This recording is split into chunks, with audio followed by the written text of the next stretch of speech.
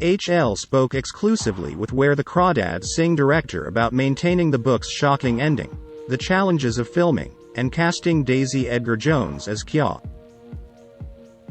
Where the Crawdads Sing, an adaptation of Delia Owens's best-selling novel, is one of the most highly anticipated movies of the year. Normal People Breakout Daisy Edgar Jones gives a riveting performance as Kya, a guarded and brave young woman who lives alone in the marshland around Barkley Cove, North Carolina. Kya becomes the prime suspect in a murder case when Chase Andrews ends up dead. The truth about what happened to Chase isn't revealed until the film and book's final moments, leaving viewers and readers stunned. Director Olivia Newman spoke exclusively with Hollywood Life about how vital it was to not alter the book's ending and to keep an element of mystery to Chase's death. She also discussed the challenges of filming on location and how Taylor Swift's Carolina helped influence the film. Read our QA below. Had you read Where the Crawdads Sing prior to directing the film? Olivia Newman. It's kind of a funny story. I had heard Delia interviewed talking about the book, and I remember listening to the interview and just thinking, oh my god, that sounds exactly my kind of book. I have to get a hold of it. At the end of the interview, they mentioned that Reese Witherspoon was adapting it into a movie, and I thought, I don't want to read it because I'm going to be so heartbroken that I don't get to make it. Whenever I'm reading, I'm thinking about, can I adapt this? I don't remember exactly when that was, but it was on my bucket list of books to read. And then it was in the spring of 2020, I was meeting with my agents. Everything had been shut down, and we were trying to figure out what I could develop during that time. There was no production going on.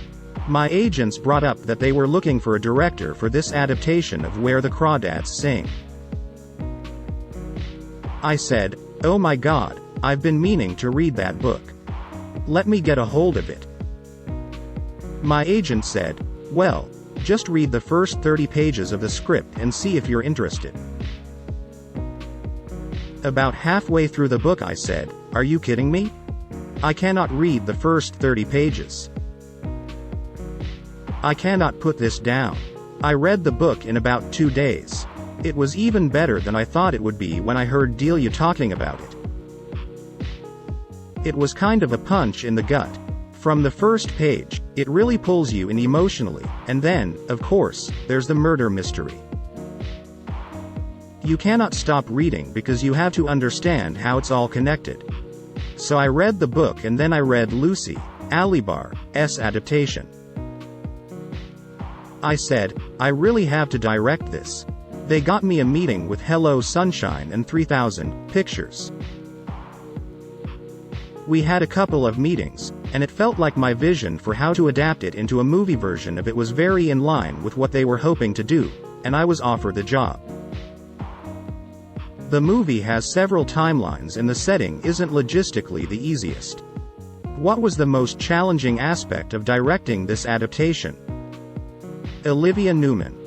First of all, during the writing and development of the script, one of the things that I thought would be helpful for the movie version was to be as anchored with Kya as much as possible. I'd say structurally, the big difference between the book and the movie is that we decided we would pull the arrest up early, so that we could follow Kya in the courtroom throughout the present storyline. Whenever we flashback, we're then rooting for this young woman and seeing how she survives and understanding how these relationships affect her and how she evolved as an adult, and eventually how she's connected to this murder. But we wanted to always be with her, whether we were in the present storyline or the past storyline, so that really helped us structurally think about how to tell the story in the movie version. Shooting on location was an absolute must for telling this story because the landscape is such a part of who Kya is as a character. You can't get to know Kya without understanding her relationship to the marsh, her relationship to the swamp, the beach. We had to find all of those locations and really film them in their natural beauty. We looked at all different areas to shoot and ultimately found that we had the most variety of textures in and around New Orleans. We chose a location that we thought really captured the beauty of Kia's Lagoon, and then we built her house on location. We did the same thing for Jumpin'.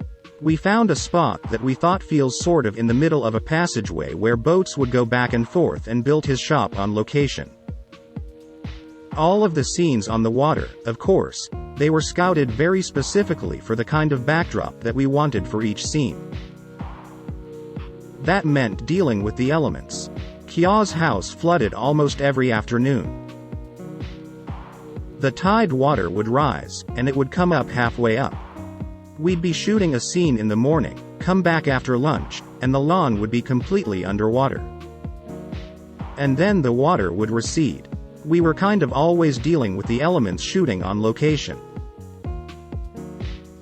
We had crazy weather in New Orleans. We shot there in May and June. There, it was supposed to be a dry month, which was why we had chosen that time of year. Unfortunately, we had an unprecedented amount of rain that May. We had tons of torrential downpours, lightning strikes, and flooding all of our sets to the point where we had to actually shut down for 5 days to wait for the waters to recede. The most challenging part of production was dealing with the weather and the elements and getting out on boats and shooting on boats, but it was absolutely essential for this movie. The shots on the water and aerial shots were stunning. It feels like you're there. Was that something that was new to you as a director? Olivia Newman. It was the first time I had shot on boats. It was the first time I had shot with drones, so all of that was new. But I was working with a team of people who had done it before, so there was a lot of planning and foresight that went into figuring out exactly how we were going to shoot. We looked at footage from other films that had been shot on boats to figure out the kind of movements we wanted with a camera. I had this team around me to support getting that done. The drone shot was really interesting because we actually used a couple of different teams until we found just the right drone operators. With drone shots, you want to block those shots the same way you do with any shot that you're setting up with a camera. So for me, they needed to not just be sweeping shots that are sort of objective and have no connection emotionally.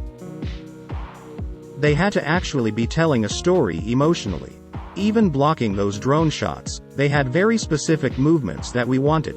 Starting points and end points and very specific kinds of movements.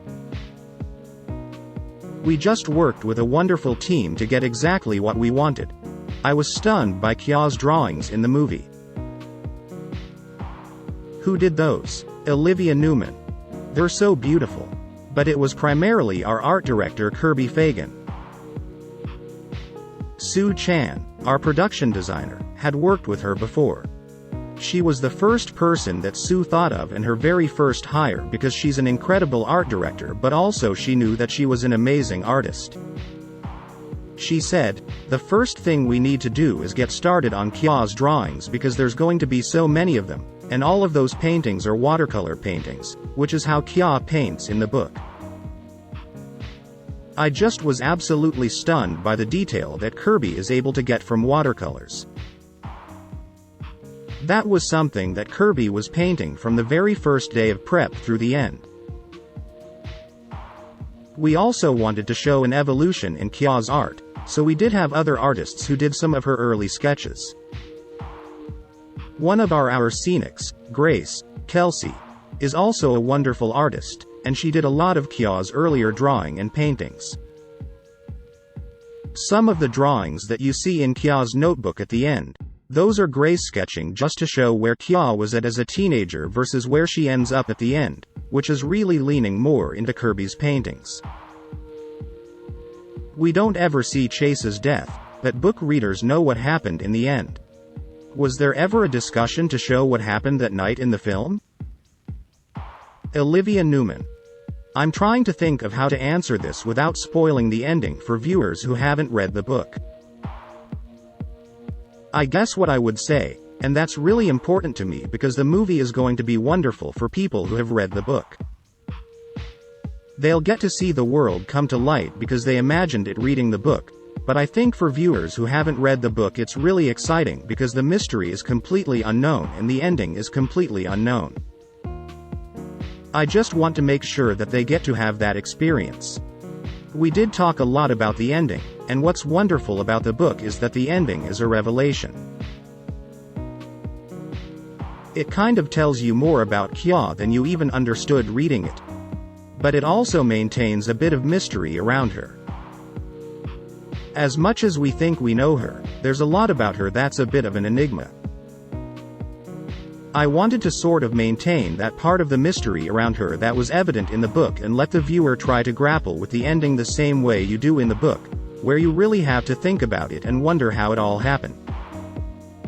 The only people that know what really happened that night are Kya and Chase. It's a secret she kept with her. Like many things in life, the truth is only known to certain people. Olivia Newman. At the end of the book, I just remember feeling like, oh my god, even I underestimated her. You think you know her so well, and you think she's only capable of so much. In the book you realize, my goodness, even I didn't quite understand how much a part of the wild she was. She's this amazing character where she's not completely feral. She was raised by a family that loved her, a mother that loved her to a certain age. She did have these really important relationships with Mabel and Jumpin and Tate. There's a certain amount of socialization that she experiences, so she's not completely like a wild animal. And yet she spends so much time in nature alone, observing the way species survive, and she really takes more lessons from the laws of nature than from the laws of society. At the time, the laws are completely unjust, and they don't really look out for people in an equal way. You realize the ending kind of tells that. Kya was playing by the laws of nature. She was not engaged in the laws of society, which I think is just fascinating. It feels very indicative of her whole mentality. There's always been a very primal aspect to Kya. Olivia Newman. She says in the movie, there is no dark side to nature, just inventive ways to endure against all odds. And that's truly how she feels, so it was absolutely vital that we maintain the same ending as the book because that is a story. Without it, you don't have a story. When were you aware that Taylor Swift wanted to write a song for the film, and how did you react when you first heard Carolina? Olivia Newman. I mean, it's another crazy story because it was one of the first things I learned when I was hired. We weren't anywhere close to shooting, and I was told that she loved this book so much. She knew that we were adapting it into a film, and she really wanted to write a song for it. As a filmmaker, your instinct is once the film is done, then she can watch it and can write something for the film. But she was so inspired by the book and by the story that the song came to her early. She wrote the song, part of it, and sent it to us before a frame of footage had been shot. Honestly, I was nervous because you don't know if the song is going to work until the movie is done. But in this case, what was so incredible is that when I listened to the song, I had a very emotional reaction to it. I felt the same way I felt at the end of the book. It put me in that emotional state that the book did when I finished it. I thought, my God, this is how I want audiences to feel when the movie ends. However we get there. I want them to have this feeling at the end of the movie. I knew that it was going to be the perfect song to sit and digest what you had just seen in the story as it just unfolded. It was incredible to have the song before we even shot the film because I knew the emotion that I was heading toward as I was making the film. It usually goes the opposite way, but her emotional instincts were so perfect. A lot of people are going to discover Daisy with this film. However, I recognized her from normal people, and she was such a revelation. Was the show the spark that led you all to Daisy? Olivia Newman. Absolutely. I had watched Normal People like everyone else at the beginning of the pandemic. I just thought, who is this incredible actress? Marianne is a very challenging role, and there's a lot of Marianne that is unlikable because she's not an easy person. And yet, Daisy really allowed us to empathize with Marianne and really get inside of her shoes and got across all of that complexity of that character. Even though Marianne is very different than Kya, I thought that if this actress can embody a character like Marianne, I'm sure she would kill it with Kya. When we started talking about actresses for the role, she immediately came to mind. We sent her the book and the script. She had about 48 hours with the material. We had a meeting over Zoom, where we talked for about an hour. I was already in that meeting so blown away by the questions that she was asking and the way that she was thinking about the character and approaching how she might embody Kya. We had an audition session the next day where we worked together. When I audition actors, I always like to hear them read in the notes, have them read again, and just really direct them and see how they take direction. From her very first reading, before I said a word, she had me in tears because she tapped into this incredible vulnerability. But I also could see how you could see that strength and resilience that Kya has. The combination of her amazing audition and in our meeting really had me so excited to work with her and collaborate with her. What's so wonderful about Daisy is that she's so committed to the craft and to the work. She wants to do everything necessary to really embody a character truthfully. She came down to New Orleans about 6 weeks before we started shooting so she could start movements work to help her find the physicality of Kya and help her find that physicality over the course of the movie. Daisy's role starts when Kya is a teenager and into early adulthood. So she wanted to feel what is it when Kya is young and really kind of nervous and skittish around people, and then when she's older, she's a bit more hardened because of her relationship with Tate. She carries herself a bit differently. She's more aware of her own sexuality in a different way when she's older. She did movement work. She learned how to ride a boat. She learned how to fish. She really wanted to get her hands dirty and really be in the marsh and experience Kya's world as much as she could before we started shooting. She did all of her own stunts. She had absolutely no fear. She always wanted to try a stunt before a stunt person, and she always nailed it. All of the